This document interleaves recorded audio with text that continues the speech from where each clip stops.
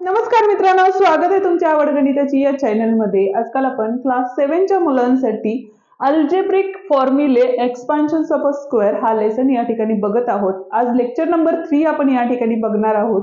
जर तुम्हाला या आधीचे 2 लेक्चर्स बघायचे असतील तर त्याची लिंक डिस्क्रिप्शन मध्ये दिलेली आहे। त्याच पद्धतीने क्लास 7 चे बाकीचेही लेसन आपण आपल्या चॅनलवरती अपलोड केलेले आहेत आणि त्याची जी लिंक आहे ती डिस्क्रिप्शन मध्ये आपण दिलेली आहे, ती तुम्ही बघू शकता।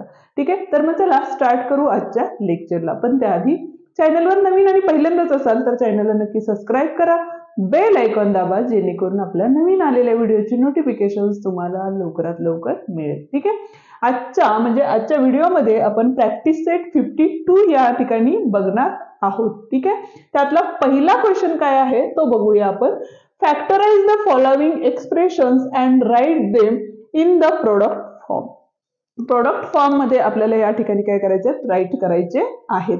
आता या ठिकाणी बघा, प्रोडक्ट फॉर्म मध्ये राईट करायचं झालं तर तुम्हाला फॅक्टरायझेशन मेथड येणं गरजेचं आहे आणि ते तुम्हाला काय करायचं तर रफ वर्क मध्ये करायचे, किंवा तुम्ही काय करू शकता पेजच्या साईडला काही करू शकता आणि त्याच्यानंतर आपण काय करायचे तर फॅक्टरायझेशन फॉर्म मध्ये म्हणजे प्रोडक्ट फॉर्म मध्ये तुम्हाला ते राईट करायचं आहे। आणि जर तुम्हाला ते जमत नसेल तर त्याचा जो व्हिडिओ आहे तो आपण आपल्या चॅनलवरती अपलोड केलेला आहे आणि त्याची जी लिंक आहे ती डिस्क्रिप्शन मध्ये दिलेली आहे, ती तुम्ही बघू शकता। ठीक आहे, आता या ठिकाणी बघा 201 आहे, म्हणजे 201 चे आपल्याला फर्स्ट काय करायला लागतील तर फॅक्टर पाडून घ्यावे लागतील। आता या ठिकाणी बघा युनिट प्लेसला 1 असल्यामुळे आपण एक कॅल्क्युलेशन्स करूया। 2 + 1 3 होतं, त्यामुळे या नंबरला 3 म्हणजे प्राइम फॅक्टरने डिवाइड होतं। 3 × 6 = 18, 2 राहिले आणि 3 × 7 = 21। आता परत एकदा बघा 67 इज द प्राइम नंबर, म्हणजे तो प्राइम नंबर असल्यामुळे 67 × 67 हे आपले काय झाले फॅक्टर झाले, बरोबर आहे। आता 201 च्या ऐवजी आपण इथं काय लिहू शकतो बघा तर 3 × 67 किंवा 67 × 3 लिहिलं तरी चालेल। आता 67 चे फॅक्टर पडत नाहीये त्यामुळे तो तसाच ठेवायचा मोठा असला तरी। आता a क्यूब आहे, म्हणजे a ची किती टाइम्स मल्टिप्लिकेशन आहे तर क्यूब असल्यामुळं 3 टाइम्स मल्टिप्लिकेशन आहे, बरोबर आहे। त्याच पद्धतीने इथे बघा b क्यूब असल्यामुळं या ठिकाणी b ची पण 3 टाइम मल्टिप्लिकेशन आहे आणि हेच आपलं काय असणार आहे या ठिकाणी आन्सर असणार आहे। ठीक आहे, नेक्स्ट क्वेश्चन बघा 91xy² दिलेले। आता 91 जर घेतलं तर 91 चे तुम्ही डायरेक्टली पण फॅक्टर पाडू शकता किंवा तुम्हाला जमत नसेल तर या मेथडने पाडा, जेणेकरून काय होईल इझी होईल आणि कॅल्क्युलेशन चुकणार नाहीत, बरोबर आहे। म्हणजे तिथे बघा किती होतात आपले 7 नी होईल का, 7 × 7 8 9 2 राहिले, 7 × 3 = 21 आणि इथं आले 13। ठीक आहे, म्हणजे 13 × 13 म्हणजे या ठिकाणी बघा 13 7 = 91।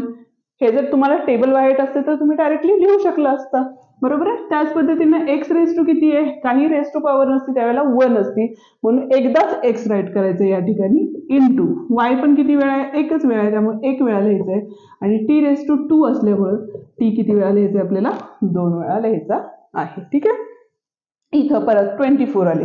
आता 24 चे फॅक्टर बघा काय पडतात, आता 2 नी डिवाइड होईल, 2 1 = 2 2 = 2 6 = 2 3 = and 3 1 = ओके। म्हणजे 24 चे फॅक्टर लिहून घ्या पहिला 2 × 2 × 2 × 3 a² म्हणजे काय आले a × a, b² म्हणून b × b।